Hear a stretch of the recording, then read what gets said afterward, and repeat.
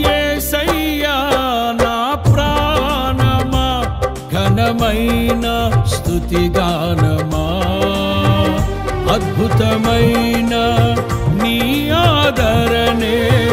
ఆశ్రయమైన నీ సంరక్షణయే నన్ను